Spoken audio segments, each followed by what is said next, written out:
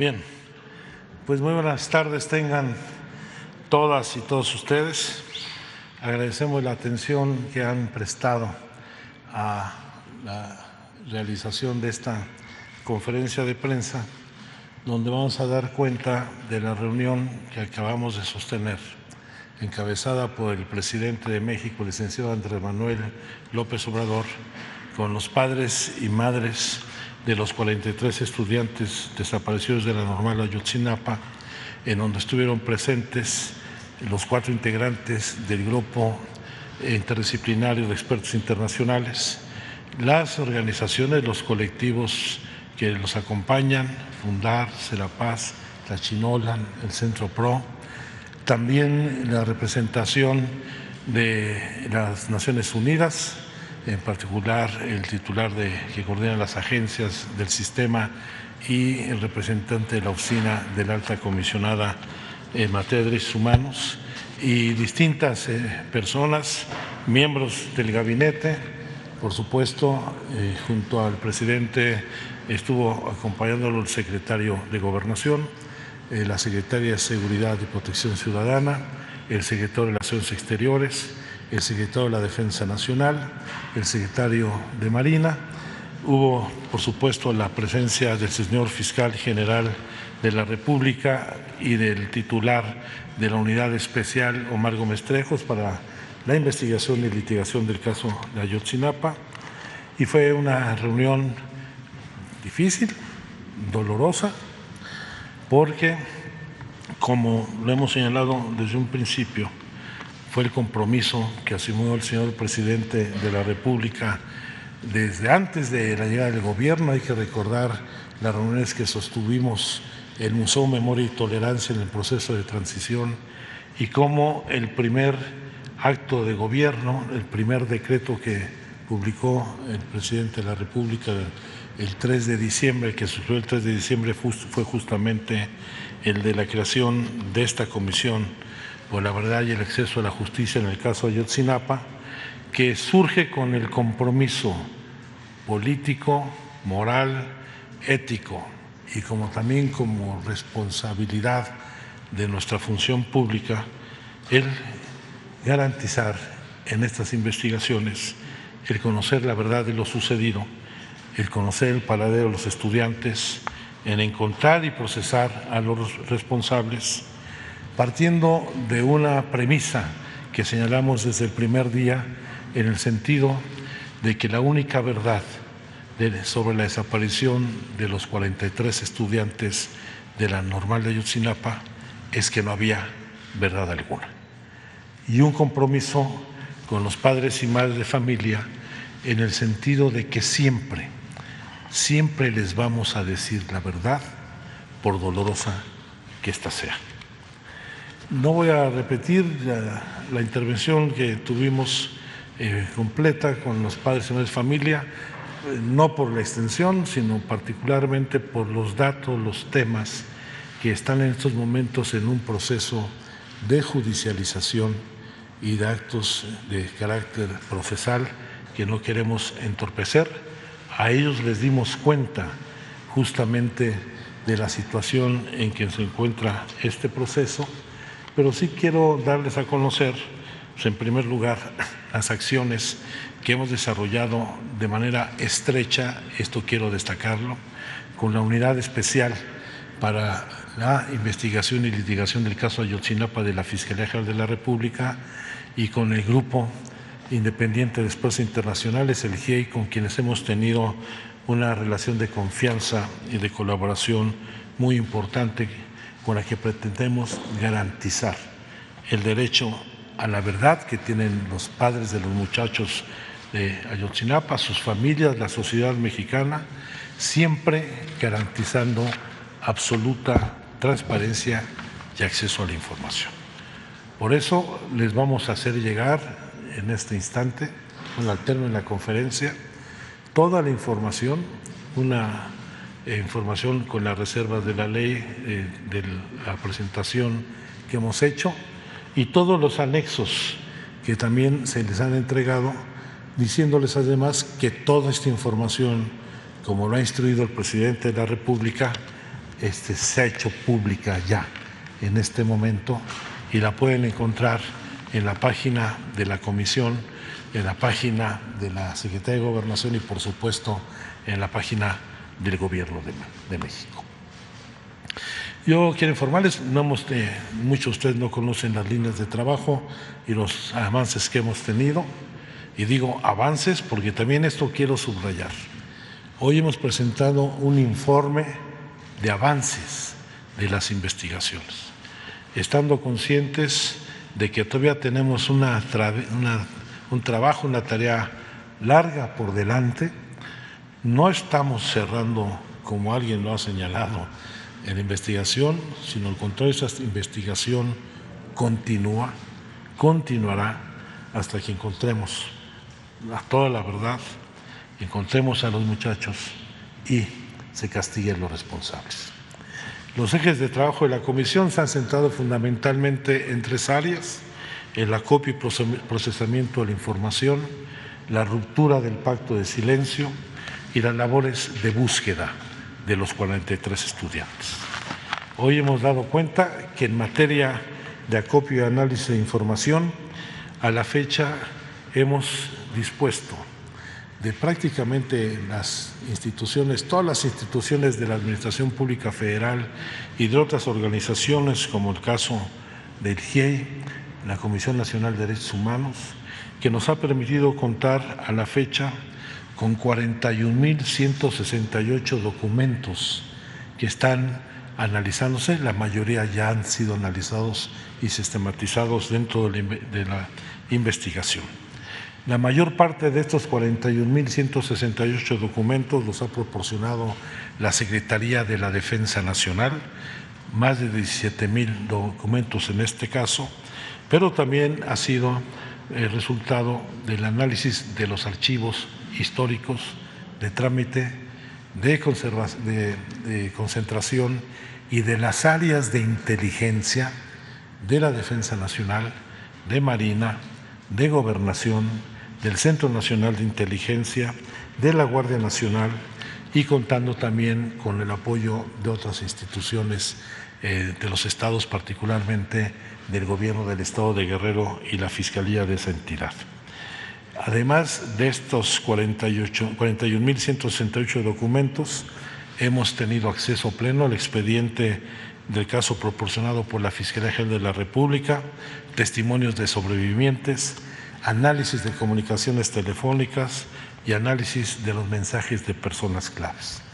Yo creo que de las informaciones que más destacan es la entrega de la información que el presidente de la República solicitó a la vicepresidenta de los Estados Unidos sobre las intervenciones telefónicas que se realizaron en ese país al grupo de Guerreros Unidos en sus prácticas ilícitas en Chicago, el haber proporcionado por parte del Centro Nacional de Inteligencia más de 100 horas de video con los que la Fiscalía ha podido acreditar los actos de tortura a los que fueron sometidos diversas personas para obtener las confesiones que fueron la base de la verdad histórica, así como los sobrevuelos de dron que la Secretaría de Marina proporcionó tanto a la Comisión como al IGEI de la intervención de distintas autoridades en el basurero de Cocula después de los hechos. Dentro de este análisis de información también hemos tenido acceso a las intervenciones de comunicaciones que en su momento realizó la Policía Federal Preventiva en su Dirección de Inteligencia, que hoy se encuentra en la Guardia Nacional. Ahí se han analizado 17,020 sesiones de audio y transcripciones que nos ha permitido hacer el seguimiento de 133 sujetos y tener un seguimiento particular de hechos posteriores a la desaparición. Estas intervenciones, por supuesto, quiero aclararlo, son las que realizó la Policía Federal Preventiva con orden de juez. Por eso pudimos tener acceso a las mismas. Y junto con ello, el GIEI y la COBAG hemos intervenido y revisado los archivos de la Secretaría de la Defensa Nacional, de la Secretaría de Marina, de la Guardia Nacional, donde hemos obtenido 9,752 documentos adicionales, todos los cuales han sido digitalizados y han sido entregados ya a la Fiscalía General de la República y a la unidad especializada en el caso para que se incorpore toda esta información, como también la que hemos presentado el día de hoy a las carpetas de investigación. En lo que corresponde a las acciones de búsqueda de los estudiantes, las cuales iniciamos en enero de 2019, justamente al momento de instalación de la comisión, son búsquedas en las que hemos participado con las distintas autoridades judiciales.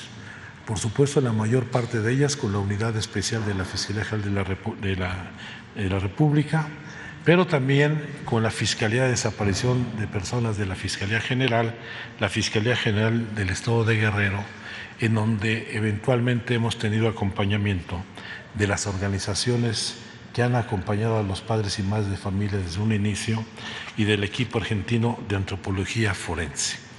En estas acciones hemos participado muchas instituciones del Gobierno federal, la Secretaría de Seguridad y Protección Ciudadana, la Secretaría de Gobernación, la Secretaría de la Defensa Nacional, la Secretaría de Marina, la Secretaría de Salud, que presta una atención muy importante en materia victimal a los padres y madres de familia, la Comisión Federal de Electricidad, la Coordinación de Protección Civil, y en todas estas búsquedas pues se garantiza no solamente la seguridad, sino el trabajo pericial y profesional para hacer las labores de búsqueda en campo, desde el desmonte, el cribado, hasta la identificación de los sitios probables de búsqueda. El total de acciones de búsqueda que hemos realizado hasta la semana pasada, porque hoy hasta el día de hoy, son 101 acciones de búsqueda en 7 municipios del estado de Guerrero, que han representado 675 jornadas de trabajo.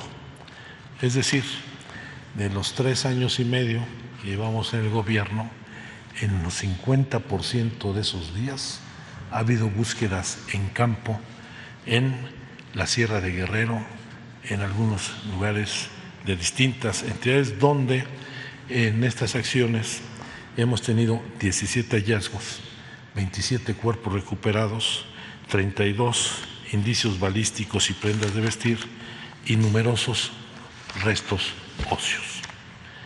Del total de restos óseos, son más de 1,000 los que hemos recuperado en campo, 32 por sus condiciones favorables fueron remitidos al Laboratorio de Identificación Genética de la Universidad de Innsbruck en Austria, los cuales nos han pedido confirmar científicamente con una credibilidad de 99.99%, así lo dice el resultado de Innsbruck, la identidad de 3 de los estudiantes que ustedes pues tienen la información ya con anterioridad.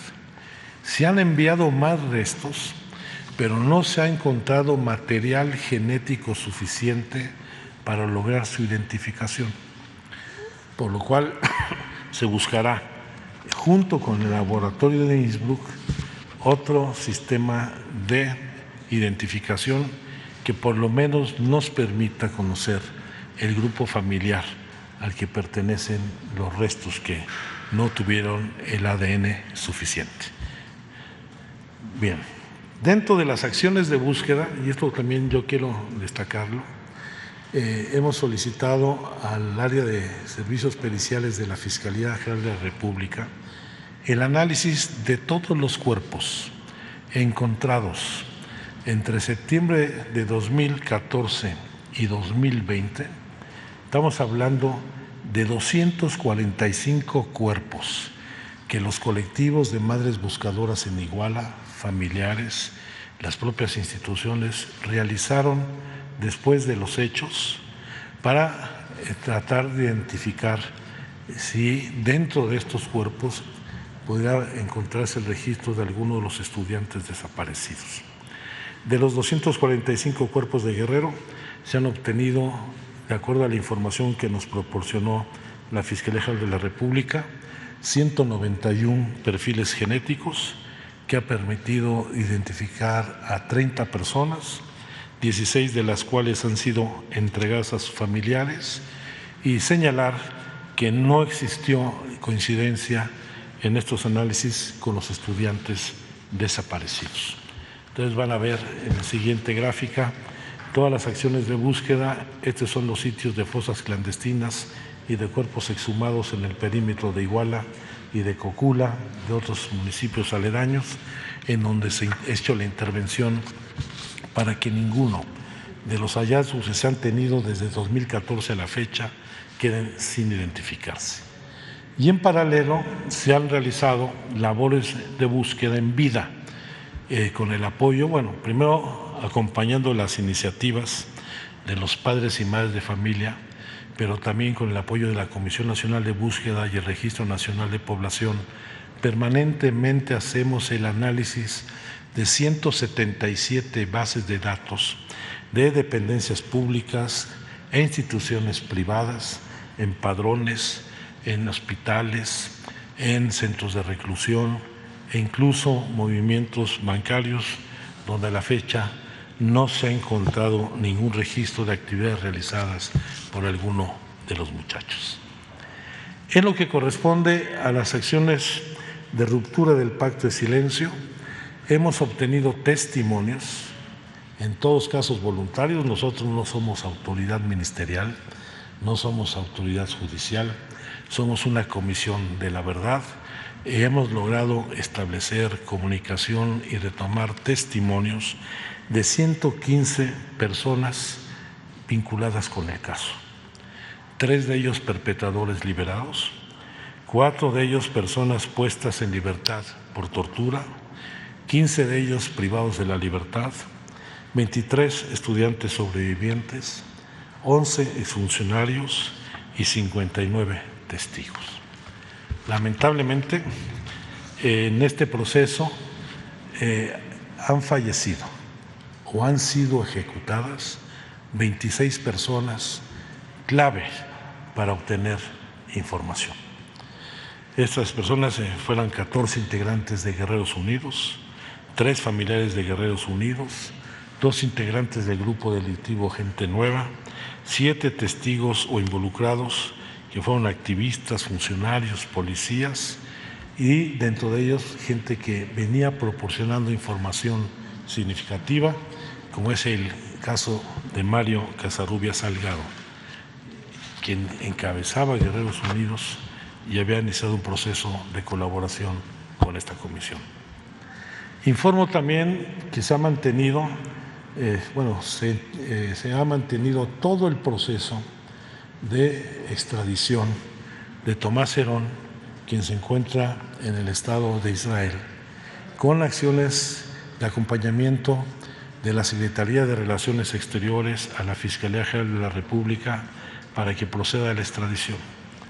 Independientemente de ello, y esto fue también la solicitud de los padres y madres de familia, establecimos contacto con los abogados de Tomás Herón de Lucio, que permitió llevar a cabo un encuentro en Tel Aviv los días 16 y 17 de febrero del presente año, donde se le ofreció un criterio de oportunidad que no aceptó.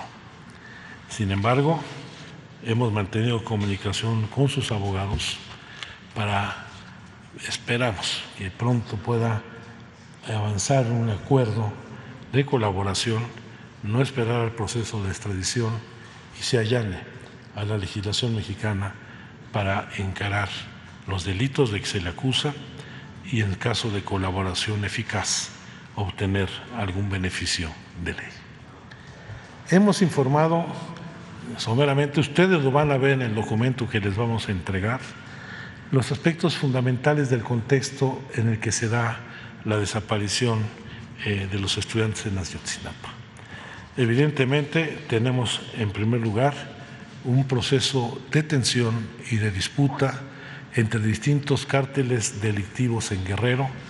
En Guerrero, en esos años e incluso la fecha, no hay un grupo delictivo dominante. Recurrentemente hay procesos de recomposición y particularmente en el caso de Iguala, que es un área estratégica para el trasiego de la droga, la disputa que se vivía en aquellos momentos se concentraba fundamentalmente entre Guerreros Unidos y Los Rojos, que es un factor muy importante porque justo en las disputas, en esos días, por el control de las plazas, se registraron enfrentamientos importantes entre ambos grupos e incluso, como lo ha acreditado los medios de comunicación y la propia Secretaría de Gobernación de entonces, el 10 de julio de 2014 hubo un decomiso de droga en la carretera Puebla, en donde la Procuraduría General de la República decomisó 107 kilos de heroína pura, de los cuales los agentes de la Procuraduría solamente entregaron 24 kilos y a la fecha este asunto no ha sido esclarecido. Parte del contexto tiene que ver también con el hecho de que de cara a las movilizaciones del 2 de octubre en la Ciudad de México, la asamblea de las distintas normales rurales del país, la Federación de Estudiantes Comunistas Socialistas, llegó al acuerdo de que la normal de Ayotzinapa fuera la sede para la concentración de los representantes de las distintas normales para acudir a la marcha del 2 de octubre de 2014 a la Ciudad de México. Dentro de los compromisos, además de garantizar el alojamiento y la alimentación de los estudiantes de las 16 normales rurales, trae el compromiso de tener los camiones suficientes para su traslado. Y ese es ahí donde empieza parte de la historia de la desaparición, más aún cuando los intentos de la toma de autobuses en Chilpancingo, Zumpango y Tierra Colorada fue impedida por la Policía Estatal y la Policía Federal, lo cual modificó la decisión de los dirigentes de la normal, con lo cual toman la decisión de ir, en este caso, a la ciudad de Iguala. En un lugar donde existía un antecedente de confrontación de la escuela normal con el gobierno municipal, derivada de las acciones de la normal, las acciones de protesta por la desaparición de un dirigente social de la región, Hernández Cardona, en donde se tomó el Palacio Municipal, hubo quema de papelería y de otras acciones, y esto llevó a que hubiera amenazas directas del presidente municipal y de Guerreros Unidos a la intervención y presencia de los estudiantes en ese municipio. Esto yo quiero traerlo a colación, porque desde el momento en que se estaba haciendo los preparativos de la movilización de los estudiantes de cara al 2 de octubre, todas las autoridades estatales, municipales y federales estuvieron realizando el seguimiento y las acciones y los movimientos de los estudiantes. Tal es así que impidieron la toma de los autobuses. Pero además, la Secretaría de la Defensa Nacional tenía dentro de la normal al soldado Julio César López Patolsin, quien estaba realizando informes para la Secretaría de la Defensa Nacional dentro de la normal, era el responsable de informar de lo que acontecía en las asambleas de la normal y de las movilizaciones de los estudiantes, e incluso estaba informando de los actos preparatorios de la marcha del 2 de octubre.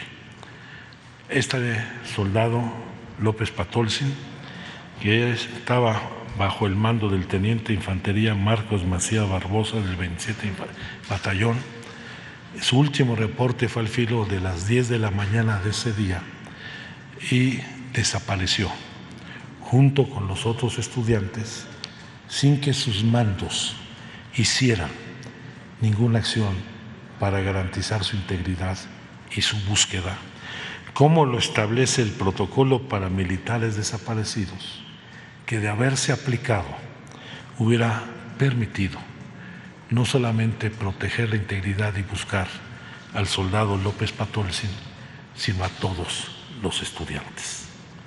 Por eso, todas las autoridades federales, estatales y municipales estuvieron informadas de la toma de camiones, del traslado de los estudiantes a Iguala, de su llegada a Rancho del Cura y a la caseta de Iguala, su llegada a la central de autobuses, de los hechos de persecución y de violencia de que fueron objeto, lo cual las omisiones en las que incurrió estas autoridades acreditan un nivel de responsabilidad, ya sea por acción, omisión o negligencia, porque de haber intervenido oportunamente con la información que disponían, se hubiera impedido la desaparición y el asesinato de los estudiantes. Les informamos a los padres de la reconstrucción de los hechos. Quiero decirles a ustedes que hicimos toda una reconstrucción de los hechos, retomando mucho del trabajo que ya se había realizado, particularmente por 6 instituciones: Defensa Nacional, el Centro Nacional de Inteligencia, la Fiscalía del Estado de Guerrero, la Comisión Nacional de Derechos Humanos, el GIEI, el Centro PRO, la propia verdad histórica, los testimonios, los análisis de comunicaciones y análisis de mensajes de personas claves. Los sitios y escenarios donde se dieron todos los hechos fueron evaluados y revisados de nueva cuenta, y junto con ello logramos reconstruir la red de llamadas telefónicas que se presentaron entre el 26 y el 28 de septiembre, después de analizar 87 millones de registros en expedientes que nos permitieron depurar una base de 84,000 registros para el periodo en que ocurrieron los hechos violentos, del 26 al 28, y ubicar 17,000 números diferentes que estuvieron participando en las operaciones de ese día. Con ello hemos ya demostrado, y esto es un dato que le hemos dado a los padres, toda la red de vínculos que se estableció entre el grupo delictivo y autoridades de distintos órdenes de gobierno.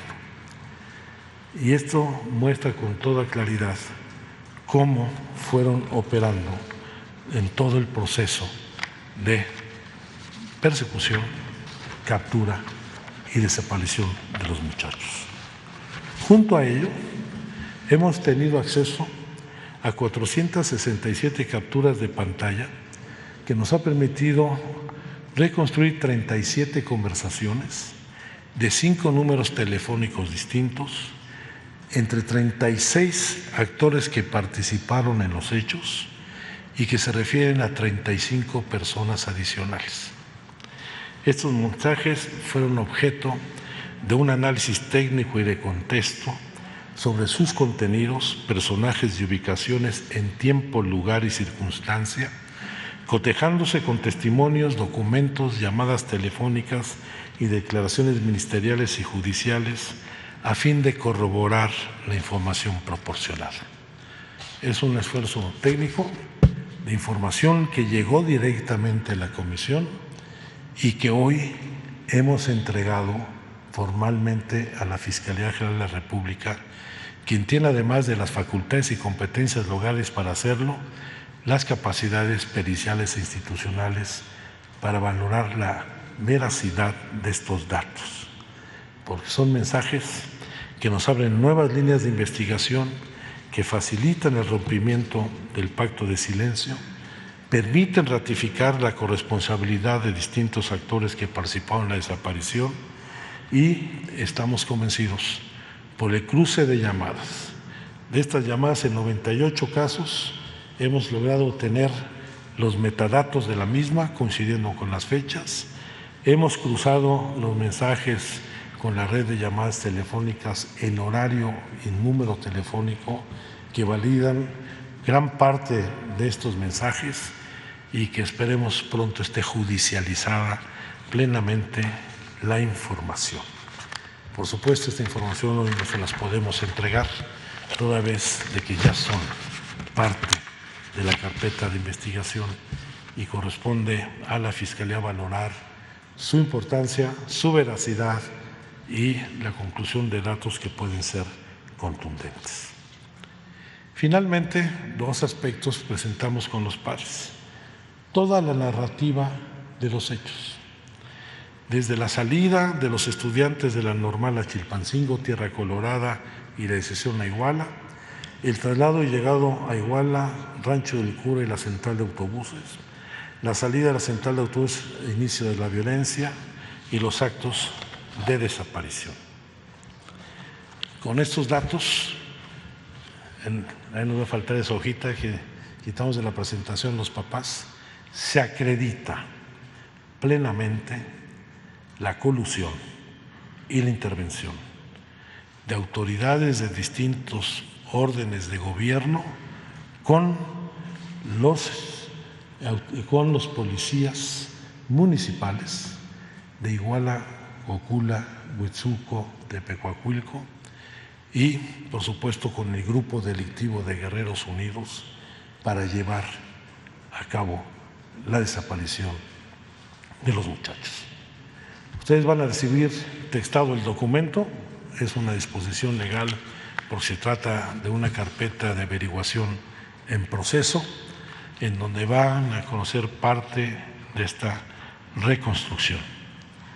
Y finalmente, un balance y conclusiones de lo que a nuestro juicio es la verdad histórica, donde de acuerdo a la información que hemos recabado, que hemos analizado, la verdad histórica la definimos como el resultado de una acción concertada del aparato organizado del poder, que se funda primero en la llamada de una persona propietaria de una tienda de abarrotes en las cercanías de Cocula e Iguala, en los interrogatorios obtenidos mediante tortura a 77 personajes que fueron liberados por ellos por un juez en Tamaulipas, en dos diligencias firmadas por un Ministerio Público Federal que se encontraba en el mismo lugar y a la misma hora en Guerrero y en la Ciudad de México, y en la versión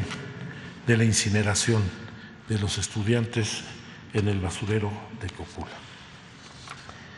Yo creo que lamentablemente esta versión no solo derivó en el entorpecimiento de los procesos de búsqueda, sino que generó vicios y deficiencias y se configuraron al menos 4 elementos de violaciones graves a los derechos humanos en materia de desaparición forzada, donde concurren privación de la libertad, homicidio, participación e involucramiento de agentes estatales o grupo de personas que actúan con el apoyo y consentimiento del Estado, y la negativa, ocultamiento y manipulación de información e investigaciones por parte de las autoridades que llevaron a cabo la construcción de esta falsa verdad, que lo que pretendiera legitimar socialmente hechos, alterándolos, y que privilegió una lógica jurídica ajena al enfoque de derechos humanos,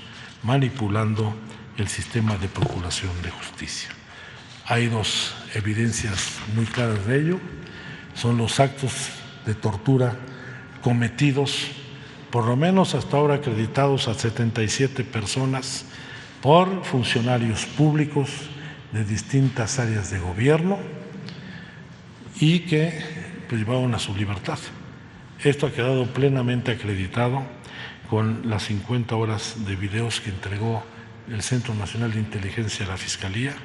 2 de esos videos son públicos, se dieron a conocer a través de los medios de comunicación, pero también los sobrevuelos de drones, los videos de los sobrevuelos de drones que la Secretaría de Marina entregó sobre la intervención de autoridades en el basurero de Cocula y que ha sido ampliamente analizado por el GIEI y que fue presentado en su último informe.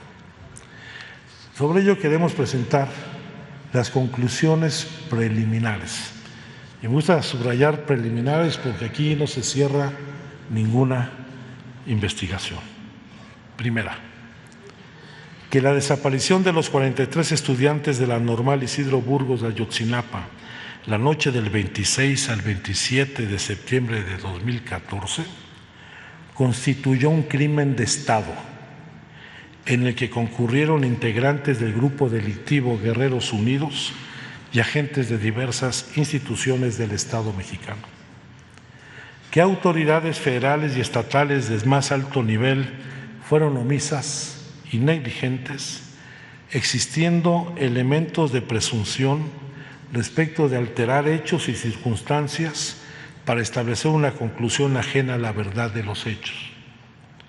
Que en todo momento las autoridades federales, estatales y municipales tuvieron conocimiento de la movilización de los estudiantes desde la salida de la Escuela Normal Isidro Burgos hasta su desaparición, y sus acciones, omisiones y participación permitieron la desaparición y ejecución de los estudiantes, así como el homicidio de otras 6 personas. Que en ningún momento la presencia de los estudiantes en Iguala obedeció a la intención de boicotear el acto de la presidenta municipal del DIF en ese municipio. Que el grupo delictivo actuó con un amplio número de sicarios y halcones a partir de un mando central y al menos 3 células de halcones y sicarios con el apoyo de distintas policías municipales y agentes del Estado. Que en ningún momento existió comunicación alguna entre los estudiantes y el grupo delictivo durante los hechos. Que tras la salida de la terminal de autobuses de Iguala, en ningún momento los estudiantes estuvieron juntos durante su desaparición. Nunca estuvieron los 43 en el basurero de Cocula, como lo vamos a demostrar. Se confirma la intervención de la policía de Iguala en el aseguramiento de los estudiantes en el autobús 1531. Se confirma la presencia de policías de Huitzuco en el Palacio de Justicia en Iguala y en Santa Teresa. Se confirma el traslado del autobús Ecoter sin pasaje hacia el estado de Morelos, librando todos los retenes establecidos. Aquí hago una acotación. La información que hemos recuperado nos indica que se establecieron por lo menos 16 retenes en el perímetro de Iguala, en todas sus salidas, a Cocula, a Chilpancingo, a Cuernavaca, a Tepecuacuilco, a todo el perímetro, a Taxco, y nunca fue detenido este camión donde presuntamente, como algunos de los mensajes señalan, se presume se recuperó la mercancía, y la mercancía es o droga o dinero. Se confirma que los mandos militares de la región no realizaron acciones para la protección y búsqueda del soldado Julio César López Patolsi, lo cual era su obligación. Que al filo de las 22:45 horas del 26 de septiembre de 2014, tras los hechos de violencia y la persecución, se dio la orden de desaparecer a los estudiantes. Se confirma la identificación de 3 de los 43 estudiantes desaparecidos. Que no hay indicio alguno de que los estudiantes se encuentran con vida. Por el contrario, todos los testimonios de evidencias acreditan que estos fueron arteramente ultimados y desaparecidos. Que es necesario continuar en la búsqueda en la ribera del río Balsas y en la laguna del Nuevo Balsas, en Atzcala, municipio de Cocula, en la barranca de Tonalapa, municipio de Tepecuacuilco, en Brecha de Lobos y en el paraje Suriana en Iguala y en las inmediaciones de Tepehuaje.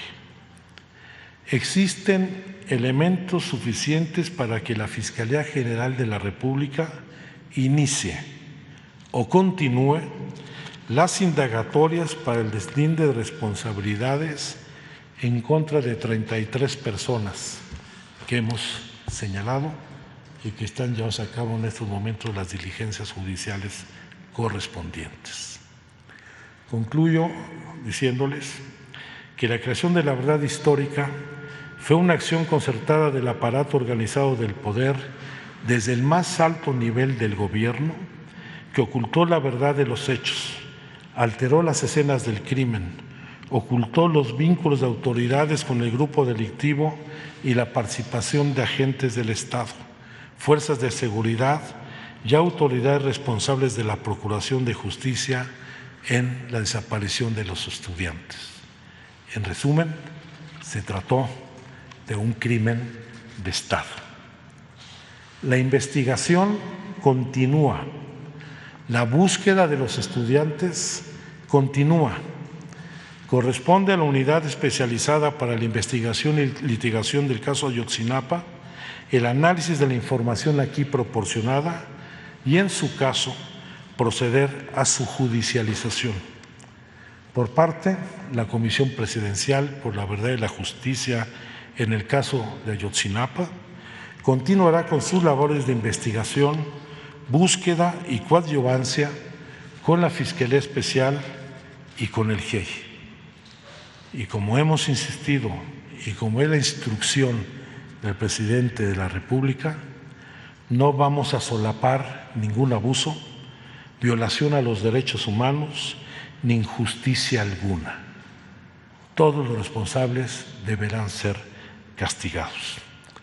A partir de este momento, el informe presentado y sus anexos son de carácter público. Publicar esta información abre al escrutinio público nuestro trabajo y busca propiciar que otras personas que cuenten con información, hacemos ese llamado a que todas las personas que cuenten con información la aporten en beneficio del esclarecimiento de estos deleznables hechos. Es cuanto. A sus órdenes.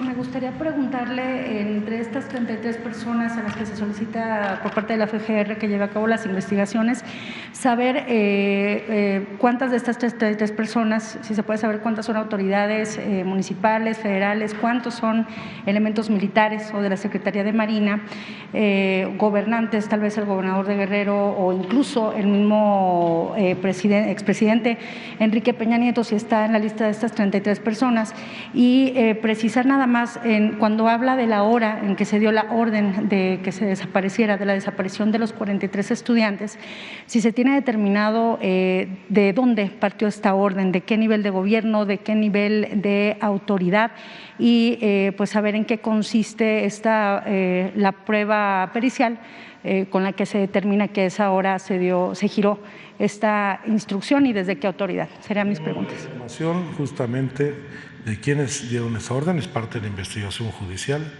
Esto desde ya hace varios meses que tenemos acabado todo el análisis y registro de las redes telefónicas y los intercambios, forma parte de la investigación.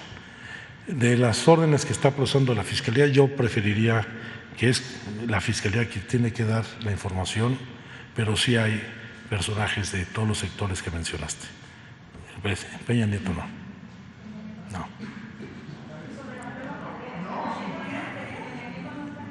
Bueno, ese es lo que está investigando. Las órdenes de aprehensión están trabajando, no.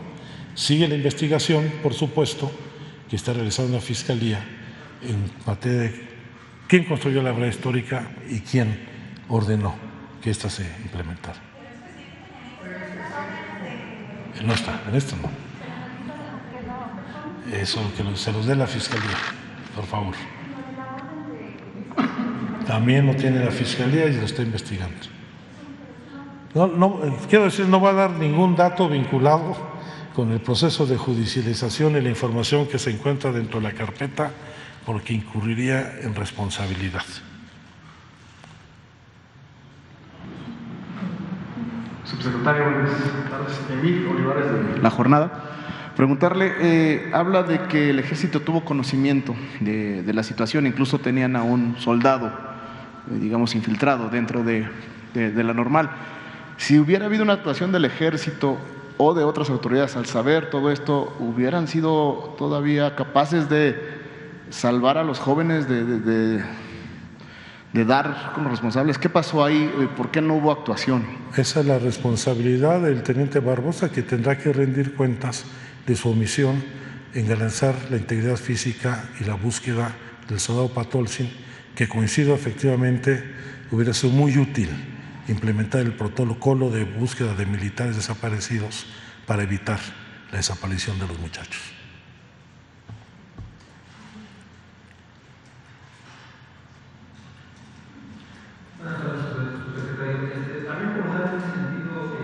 Siguiendo la cadena de mando, si ya con este tema de que se identifica a este militar en activo en labores de inteligencia y demás, ¿llegaría solamente hasta el teniente Barbosa la responsabilidad o escalaría en todo caso al general Cienfuegos o algún otro mando? Digo, sin revelar. Está revisando la cadena de mando en todos los espacios en el ámbito de la zona, la región, el Estado. Está revisando la Fiscalía. Pero entonces digamos que en este caso ya a estas alturas de la investigación que llevan ya hay una plena identificación de que hubo participación del Ejército en el caso, ¿no? En la desaparición y demás. Sí. Sí. También preguntarle sobre este tema que hablaba de cómo se ha recopilado la información. ¿Ya se cuenta con la totalidad de toda la información, todas las escuchas que hicieron en Estados Unidos respecto a los hechos en el día en que ocurrieron los hechos y posteriores? O sea, ya hay… Hay un acercamiento en particular de la Unidad Especial para la Litigación de Casos de Ayotzinapa y la Fiscalía con el Departamento de Justicia de los Estados Unidos. Han venido trabajando de manera conjunta y le han brindado más información a la Fiscalía. Pero digamos que ahí no sabría decirnos si ya se completó la entrega de esa información que tenía. Se está llevando a cabo y va por muy buen camino. Muchas gracias. Y por último, nada más preguntarle, digamos que fuentes de información se descarta incluso los hallazgos y recomendaciones que hizo la entonces NDH. En este caso ya se descartó totalmente, si nos podría decir si sí se descartó y por qué razones es que ya no se consideró. Quien la ha descartado es la propia Comisión Nacional de Derechos Humanos actualmente. Sin embargo, creo que queda un asunto pendiente que tiene que resolver la Fiscalía General de la República, que es el análisis de las petrosas, que es de los asuntos que están pendientes de esa recomendación, en donde hay una discusión entre los peritos respecto a si tienen el contenido de ADN suficiente para una identificación. En lo personal creo que debe complementarse esa parte de la recomendación de la Comisión Nacional. Siempre le toca, no nos toca a nosotros no somos autoridad ministerial ni judicial. Eso está en el terreno de la Fiscalía.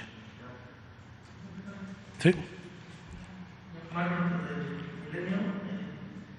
Hablaba usted de la reconstrucción de llamadas que se entregaron incluso a la Fiscalía, y entiendo que por ser parte de la investigación no puede hablar o adentrarse mucho en ella, pero le daba usted un énfasis a estas llamadas y yo quería preguntarle si esta reconstrucción de las llamadas daría un giro a la investigación o podría dar con el paradero de muchos de los jóvenes.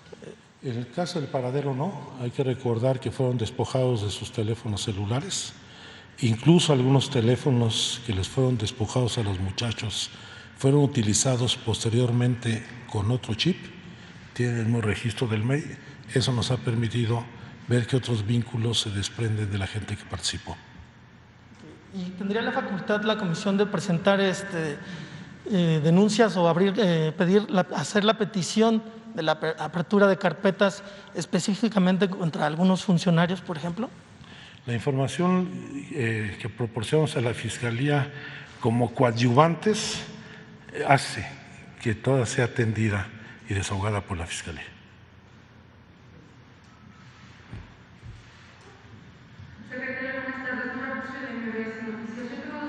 La primera es, ¿por qué la responsabilidad no abarca al presidente o expresidente Enrique Peña Nieto? ¿Lo están protegiendo?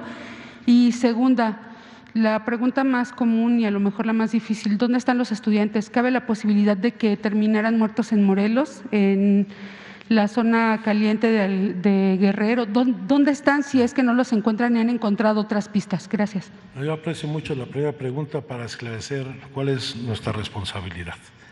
Nosotros estamos enfocados a dos objetivos fundamentales y es la facultad de competencia que el decreto del presidente me ha mandatado. Esclarecer los hechos del 26 y 27 de septiembre y buscar el paradero de los muchachos. Corresponde a la Fiscalía, con la aportación que aportemos y la que ella misma desarrolle, fincar las responsabilidades a los servidores públicos involucrados. Ese es el mandato que nosotros tenemos. Creo que hemos avanzado muchísimo el día de hoy. Y por supuesto estamos atendiendo todos los lugares donde recibimos información para hacer búsqueda. 101 búsquedas es un número muy significativo y vamos a hacer las que sean necesarias. Si es necesario en otras entidades, lo haremos. Pero quiero decirles que en todos los casos, en las búsquedas que hemos tenido, ha habido al menos un mínimo o una base de información para ubicar el sitio.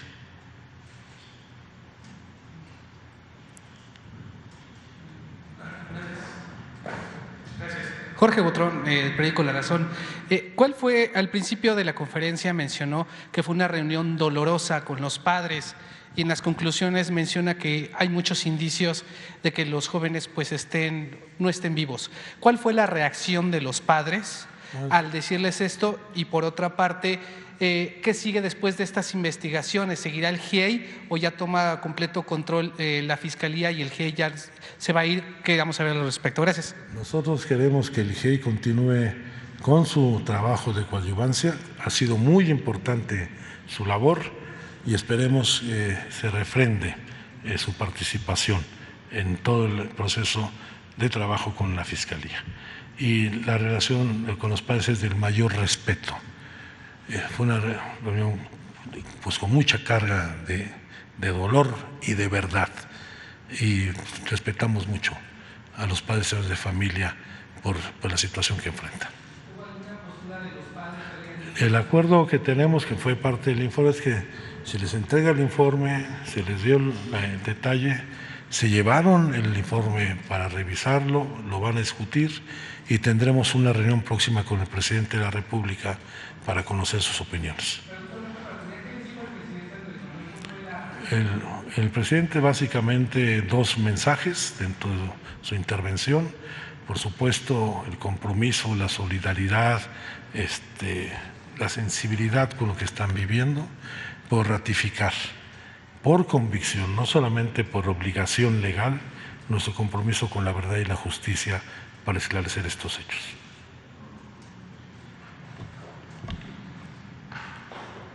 Sí, subsecretario, para preguntarle si hay alguna confirmación de que los estudiantes fueron separados y llevados a distintos lugares en grupos pequeños, y en segundo lugar, si hay indicios que fue el ejército específicamente que participó en esta desaparición y por lo que nos indica matanza de los estudiantes, y por tercero, si hay algún avance en la extradición de Tomás Herón, y preguntarle por qué esto ha tardado pues bastante tiempo. Gracias. Yo también quisiera saber por qué ha tardado tanto tiempo, pero por supuesto que este es un asunto que encabeza la Fiscalía General de la República con el apoyo de la Cancillería de México, la Embajada de México en Israel, y están trabajando. En los próximos días seguramente habrá noticias de los avances de esta relación con el gobierno de Israel. Sobre si estuvieron juntos o no, ya lo dije desde un principio, en ningún momento estuvieron los estudiantes juntos desde el momento en que se separan a la salida de la terminal de autobuses de Iguala.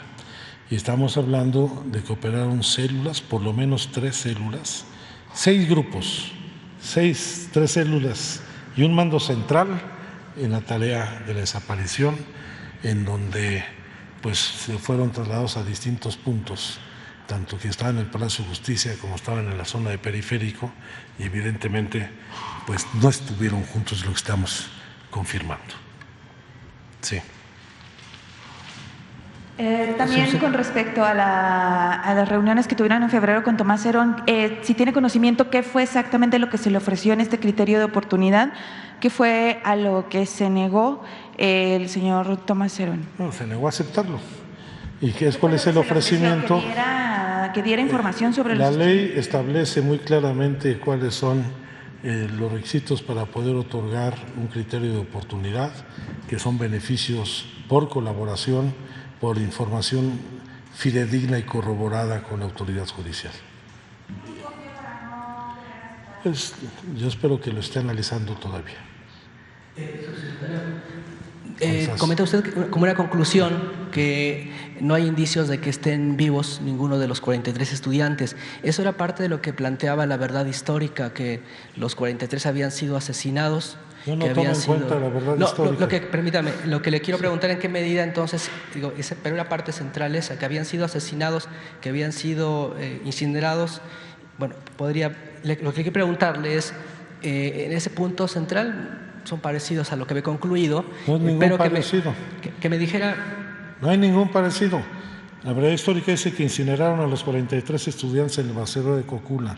Entonces hemos señalado que intervinieron varios grupos y los dispersaron y que hubo distintas formas de intervención en las agresiones contra los estudiantes. Yo no veo ningún punto de coincidencia en ello. Muy bien, yo le preguntaba solamente porque en la parte inicial era que habían sido asesinados. Digo, ya después, efectivamente, como comenta, hay esas diferencias. No hay ningún indicio de vida. Y eso no es una coincidencia con la verdad histórica, es una triste realidad. Muy bien. Pues. Buenas tardes. Tengo varias preguntas. La primera, bueno, ¿qué sí pasó la noche de Iguala? ¿Qué es lo que saben que sí pasó después de que los capturan estas células?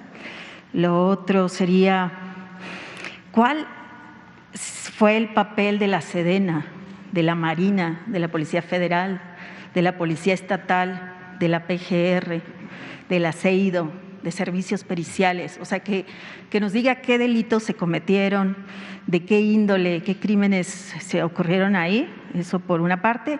Y la otra es si el GIEI ya avaló este informe, si le van a permitir o si va a presentar algo, ¿por qué no están aquí hablando? ¿O es un informe de la comisión. Al GIEI se le ha hecho llegar toda la información, nos darán, por supuesto, su opinión y sus comentarios. Creo que es bueno, y así como nosotros conocimos el informe del GIEI, trabajamos en ese mismo sentido. ¿Qué pasó? La desaparición forzada de los muchachos esa noche por agentes del Estado y grupos delictivos. Como institución participó Sedena, Marina, la Policía Federal. No hemos acreditado una acción de carácter institucional, pero sí responsabilidades claras de elementos de esas instituciones. Y bueno, viendo que este es todo un entramado criminal, usted dice un crimen de Estado, como se decía desde las primeras marchas, y que no es la primera vez. O sea, lo sabemos que esto pasó en la masacre de los 72, que se repitió en Tlatlaya, que se repitió en muchos otros casos. Con esos casos, ¿qué se va a hacer? ¿Se van a revisar? O sea, estamos ahorita nomás hablando de Ayotzinapa, eso por una parte, y la otra, viendo la participación también de la Sedena, ¿qué piensa de esto que quiere hacer el presidente de pasar la Guardia Nacional a la Sedena? Esa ya te la contesté el otro día y no te la vuelvo a repetir hoy, estamos hablando de Ayotzinapa. Sí. Pero la militarización, o sea, bueno, ¿qué piensa de eso? Nosotros tenemos dos responsabilidades hoy para esclarecer crímenes de Estado. Es la primera vez que estamos avanzando en el esclarecimiento de crímenes de Estado, asumiendo la responsabilidad del Estado mismo. El crimen de Ayotzinapa y los crímenes cometidos durante la llamada Guerra Sucia. Esperemos, déjenos terminar estas y ya veremos otras más que seguramente se van a cabo adelante. Subsecretario, otro tema creo que no abordó aquí es el asunto del Poder Judicial y me gustaría preguntarle, ¿no? Porque se han liberado a algunas personas, entonces no sé si eso han avanzado y si se va a unificar en un solo juzgado, ya lo consiguieron y bueno, si estos jueces pues si han recibido presiones para liberar personas o qué han detectado pues de ahí y cómo lo van a resolver para el acceso a la justicia. Yo creo que hay un problema de origen desde el momento en que el Poder Judicial radicó en 7 juzgados de 7 entidades diferentes 38 procesos penales. Y evidentemente esto no solamente no permite tener una jurisdicción única para atenderlo, sino lleva a burocracia, a trámites administrativos, a criterios diferenciados entre los jueces. Jueces como el de Tamaulipas, Juan Ventura Ramos, que liberó a 77 personas que habían sido torturadas, sí fueron torturadas, eso hay que decirlo, pero en ningún momento dio vista al Ministerio Público antes de su liberación y en ningún momento definió quiénes fueron los torturadores. ¿Ya se va a abrir el caso o seguirá fragmentado en varios juzgados? No, hay jueces que consideran que el delito de desaparición forzada prescribe cuando está claramente establecido en esta legislación que este delito grave de violación de los derechos humanos no prescribe. Hay jueces que nos han soltado a personas que se habían evadido, que fue, por ejemplo, el caso de uno de ellos deportado de los Estados Unidos, que fue vuelto a detener en Ciudad Juárez, que se presentó ante el juez de Iguala y lo soltó por 10,000 pesos. Hay problemas con el Poder Judicial. Los padres han pedido una jurisdicción única, no ha habido respuesta. Creo que eso ayudaría mucho a no solamente agilizar toda la parte de judicialización, sino también a transparentar la acción del Poder Judicial. Oiga, y si me permite también, dice Tomás Herón ya rechazó este criterio de oportunidad, pero se sigue el diálogo con sus abogados. ¿Qué otro beneficio se le podría ofrecer? Si escuché bien, dice que todavía se han planteado esto, ¿no? ¿Qué otro beneficio si ya no aceptó el criterio de oportunidad? Hay mayores beneficios que los que establece la ley. Ahí no es un asunto de negociación. ¿Y esto no postergaría la impunidad del caso de no sancionar a Tomás Herón? Si se dan información para esclarecer el caso, pues se acabará con la impunidad. Ese es el objetivo de los criterios de oportunidad de la legislación. Bueno, quiero pedirles, vamos a entregarles el DVD, una más.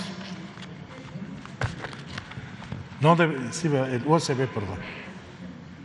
Sí. Aquí pueden bajar, esta es la página donde está toda la información. Les vamos a entregar el USB. Que viene todos los documentos. Sí, señor. Nada, para preguntarle, usted habló, varias cosas. Uno, sobre la Marina, el papel de la Marina. Bueno, vimos los videos, ¿qué ocurre con eso? Se ha hablado de que fue la Unidad de Operaciones Especiales la que operó en ese momento. ¿Qué hay sobre eso? Otra, usted también habló de que le hicieron llegar a la comisión vínculos de llamadas. ¿Puede contarnos la historia de cómo fue que le llegó a la comisión? No te la puedo contar por protección al testigo que está colaborando. Pero la historia, no le estoy pidiendo que me dé los vínculos. Esa no te la va a contar. La otra sí.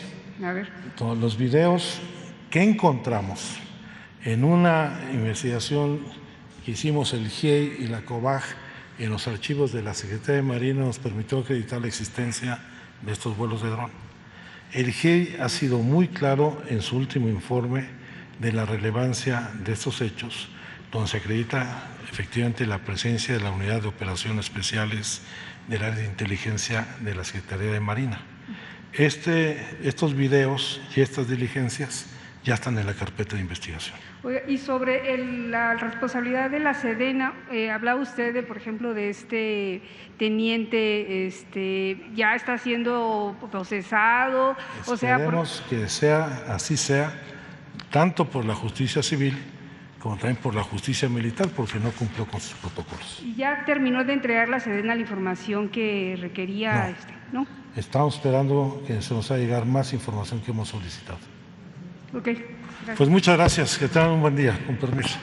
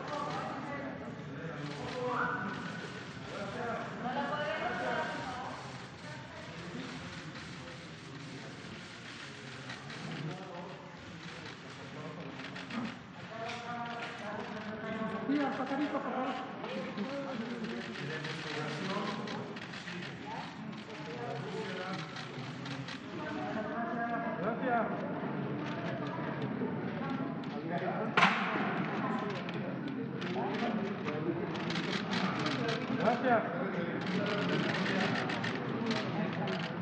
Ay, camarógrafo.